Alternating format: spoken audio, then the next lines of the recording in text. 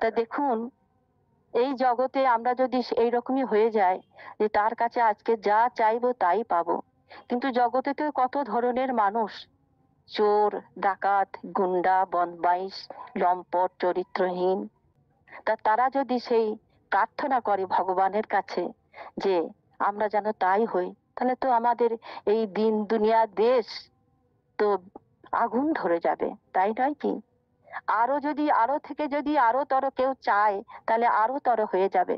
তখন এই দুনিয়া একদম হাতাহাতি, লাঠালাঠি, বন্দুক, গুলি কি না হয়ে যাবে না। তাই ঠাকুরের কাছে প্রার্থনা করতে হয় যে ঠাকুর, তোমার ইচ্ছাই পূর্ণ হোক আমার জীবন মাঝে। তোমার যা ইচ্ছা, সেই ইচ্ছাটাই যেন আমাদের জীবনে আসে। আমার কিছু তোমার কাছে চাওয়া নেই। আর সত্যি কথাই বলতে, আমরা কিছু চাইলে সেটা কিন্তু ভুলভালই চেয়ে বসবো। তাই মনে হয় ঠাকুর, তোমার ইচ্ছাই পূর্ণ হোক আমার জীবন মাঝে। তোমার যা ইচ্ছা তাই যেন হয়।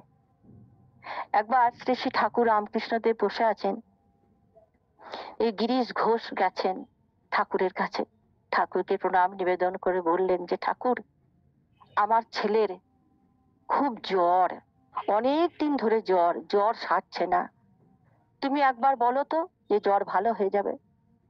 তখন ঠাকুর হেসে বলছেন, আমি কি করে বলি, জ্বর তো ভালো হবে, ঠিক আছে, হ্যাঁ হ্যাঁ জ্বর ভালো হবে।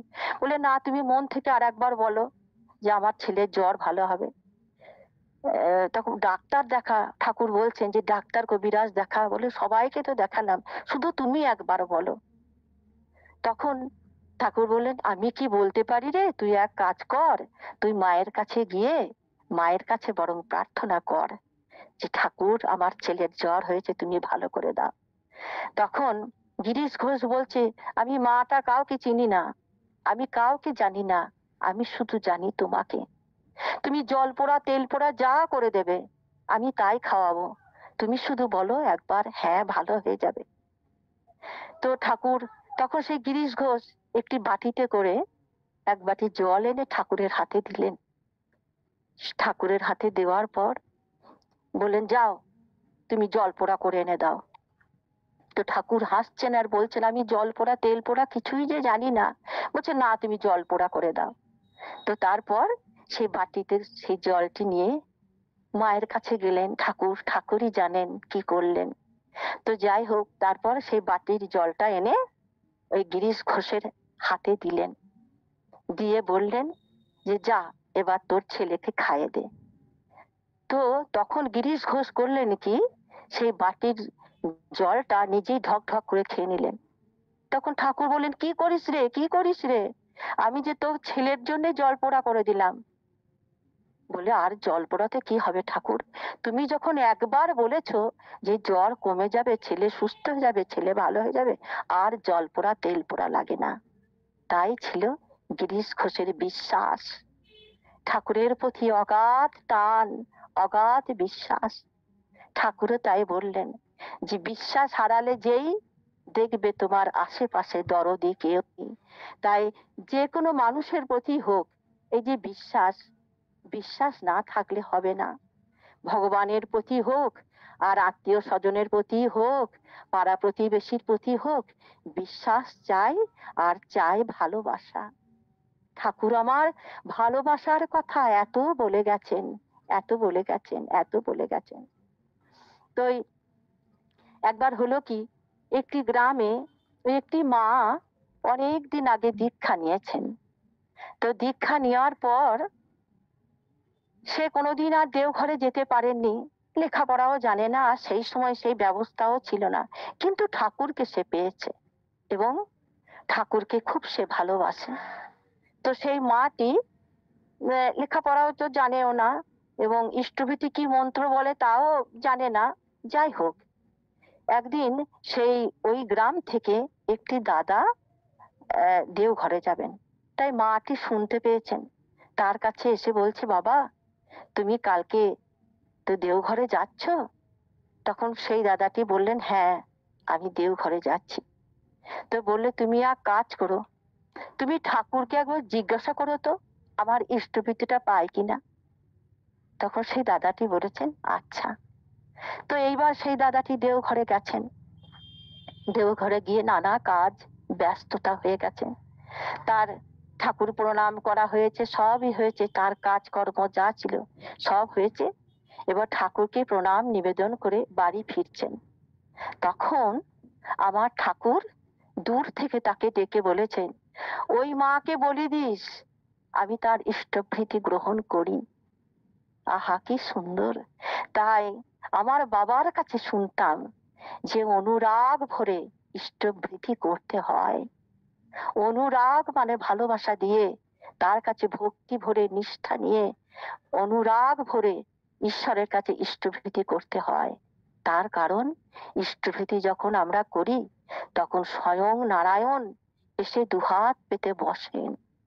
তাই বাবা বলতেন যে যখন ইষ্টভৃতি করবে মা, দুফোঁটা যেন চোখে জল পড়ে, এমন অনুরাগ থাকবে, এমন ভালোবাসা থাকবে।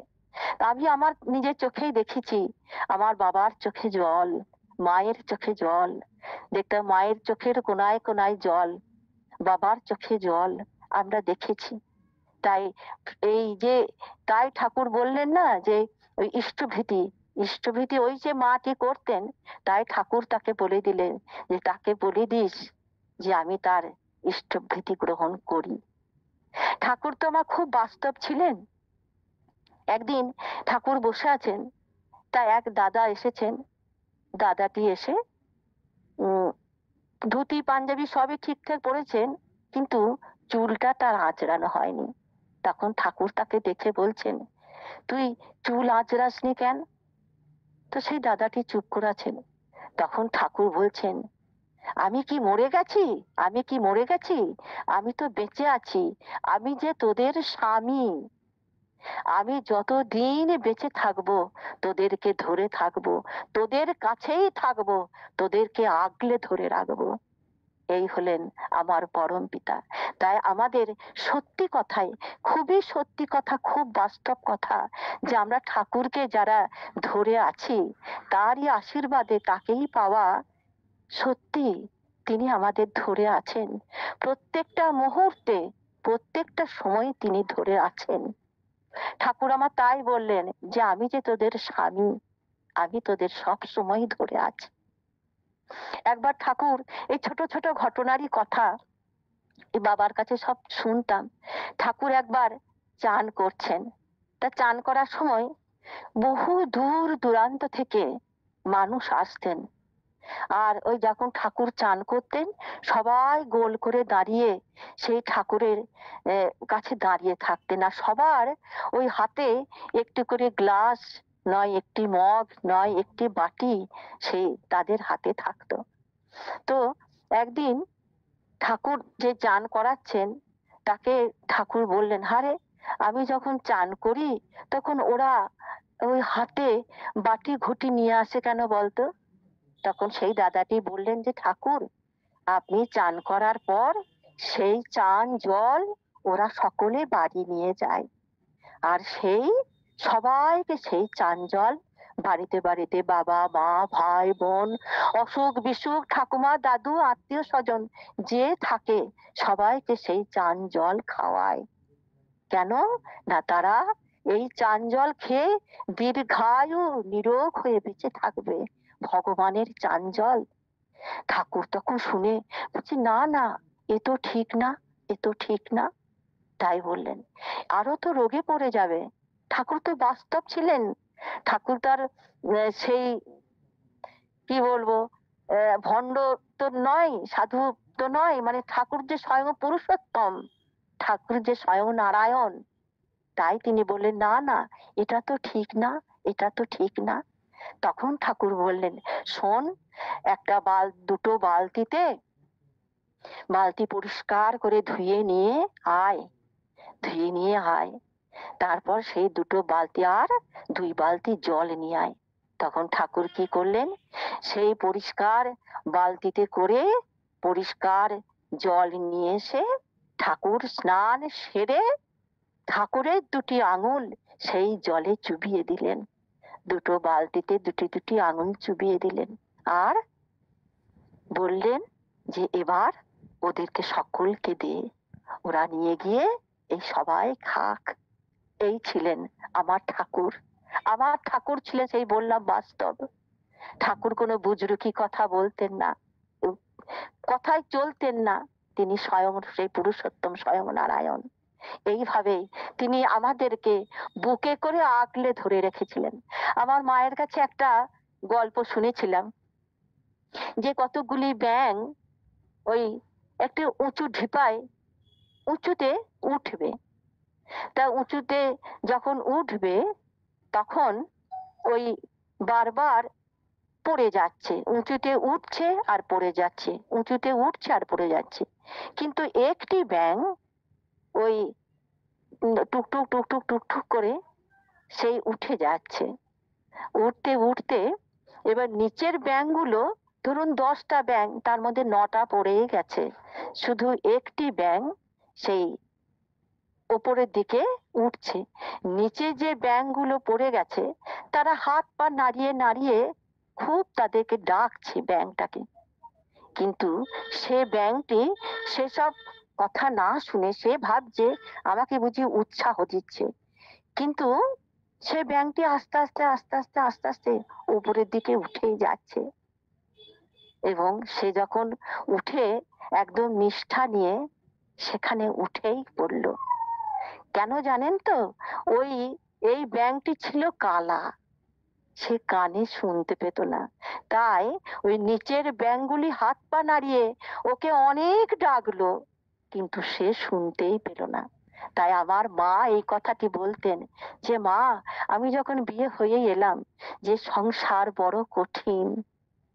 তা এই কথাটি বলেছিলেন যে সংসার বড় কঠিন, তো কত মানুষ, কত কথা, কত রকমের বিপদ আপদ, কত মানুষের কত কিছু। তাই তুমি এইসব কথা গায়ে মেখো না। তাই আমার বাবা বলেছিলেন যে, মা, বা সংসার করতে যাচ্ছ ঠাকুরকে নিয়েই চলবে।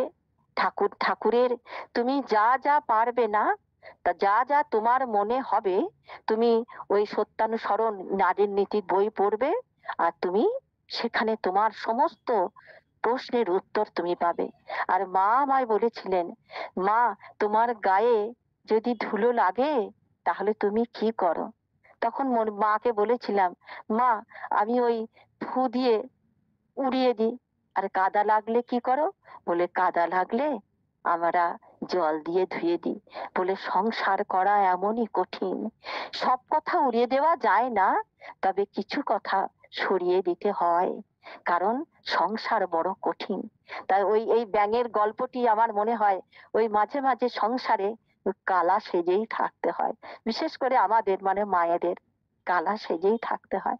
তাই আমাদের জীবনে আমরা যখন ওই বাসে চাপি, তখন ওই বাসে চেপেই যদি বসতে জায়গা পেলাম তো খুব ভালো, না পেলাম তো ওই হ্যান্ডেলটাকে ধরে আমরা ধরে দাঁড়াই।